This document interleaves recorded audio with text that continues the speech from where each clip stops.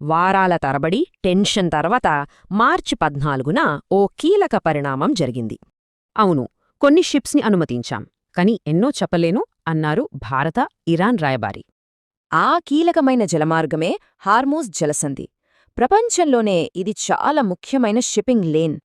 మరి ఇది ఇండియాకి ఎందుకంతా ముఖ్యం? ఈ జలసంధి మూతపడితే మనకి పెద్ద ఎనర్జీ కష్టాలు వస్తాయి. ఎందుకంటే మన దేశం వాడే ఎల్పీజీలో దాదాపు 60% దిగుమతి చేసుకున్నదే. ఆ దిగుమతుల్లో కూడా దాదాపు 90% సౌదీ అరేబియా, యుఏఈ లాంటి గల్ఫ్ దేశాల నుంచే వస్తోంది. ఈ సరఫరా అంతా కూడా ఇప్పుడు సమస్యల్లో చిక్కుకున్న హార్మూజ్ జలసంధి నుంచే రావాలి.